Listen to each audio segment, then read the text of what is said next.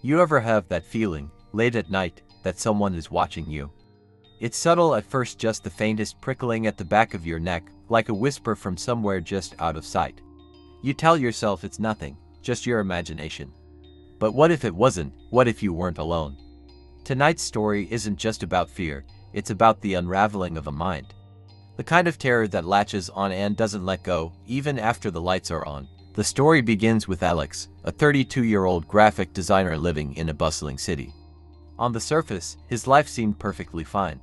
He had a decent job, a small but cozy apartment, and a tight-knit group of friends. But Alex wasn't fine. He hadn't been for a while. You see, Alex had always been a little different, sensitive, maybe. He'd always noticed things other people didn't, tiny details, fleeting moments. A flicker in someone's eye, a shift in their tone. And lately, those details had started to consume him. It all started on a random Tuesday night. Alex had been up late working on a freelance project. The apartment was quiet except for the soft hum of his laptop and the occasional creak of the old building. He lived on the 5th floor of a walk-up, and though he had neighbors, he rarely saw them. It was just him and the faint glow of the screen. At around 1:37 a.m., Alex decided to take a break. He leaned back in his chair, stretching, and glanced out the window. The city was alive with its usual energy, cars honking in the distance, the occasional shout from the street below. But then he saw something that made his breath catch. Across the street, in the apartment directly opposite his, a figure stood in the window. It was dark, but the figure was unmistakable. Someone was staring directly at him. They didn't move, didn't blink, just stood there, watching. Alex froze, his mind racing. Who was that? Why were they looking at him? He tried to convince himself it was just a coincidence. Maybe the person wasn't even looking at him, maybe they were staring off into space, lost in thought. But deep down, Alex knew better. He felt the weight of their gaze, heavy and deliberate. After what felt like an eternity, Alex forced himself to look away. He closed his laptop and went to bed, trying to shake the uneasy feeling. But sleep didn't come easily. Every time he closed his eyes, he saw that figure, still and silent, watching him from across the street. The next morning, Alex woke up groggy and on edge. He told himself he'd imagined it, that he'd been overtired. But as the day went on, he couldn't stop thinking about it. By the time night fell, his anxiety had reached a fever pitch. He decided to test himself. At exactly 1:30 a.m., he turned off all the lights in his apartment and sat in the darkness, staring out the window. At first, nothing happened. The minutes ticked by, and Alex started to feel foolish. Maybe he really had imagined it. But then, at 1:37 a.m., the figure appeared again. This time, there was no mistaking it. The person was standing in the exact same spot, facing Alex's apartment, completely still. A chill ran down his spine. He grabbed his phone and zoomed in, trying to get a better look, but the figure was just a shadowy outline. No features, no details. Just a presence. Alex's mind raced. Should he call the police? But what would he say? That someone was staring at him from their own apartment. It wasn't illegal. It wasn't even particularly unusual in a city like this. But it felt wrong. Deeply, viscerally wrong. Over the next few days, the same pattern repeated. The figure appeared every night at exactly 1:37 a.m., always in the same spot, always staring directly at Alex. He tried everything to make it stop. He closed his blinds, but the thin fabric did little to block out the sensation of being watched. He rearranged his furniture, moving his desk away from the window. But it didn't matter. He still felt it. That gaze, piercing through the darkness, locking onto him no matter where he was. And then, things got worse.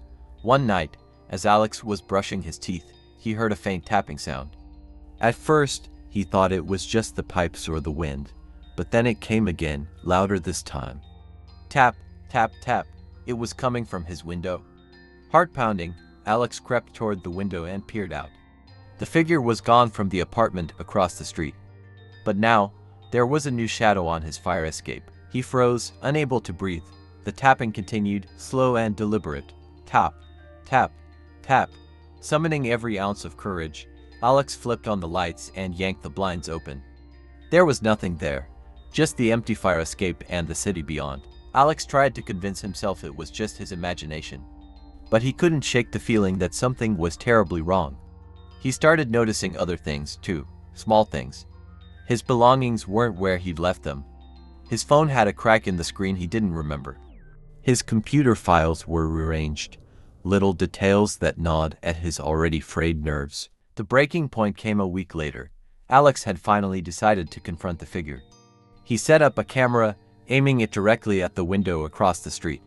That night, he stayed up until 1:37 a.m., waiting. When the figure appeared, he hit record. The next morning, Alex eagerly reviewed the footage. At first, it was exactly what he expected, the figure standing in the window, motionless. But then, something changed. Around 2 a.m., the figure moved. Slowly, deliberately, it turned away from the window and walked out of frame. Alex fast-forwarded, his heart pounding.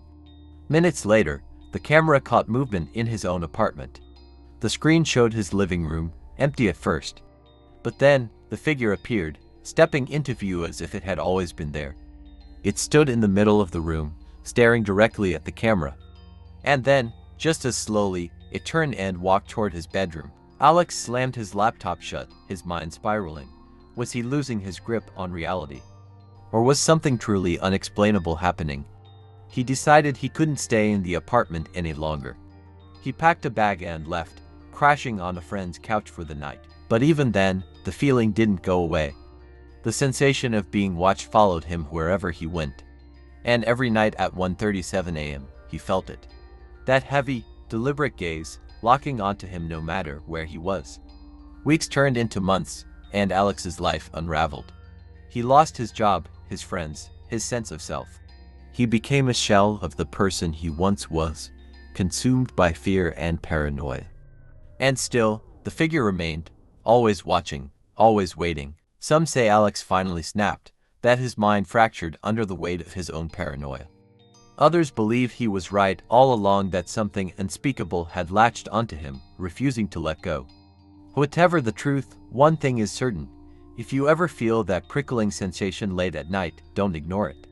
Because sometimes, the shadows are more than just shadows. Want to hear another chilling tale? Click on the next video. It's even darker than this one.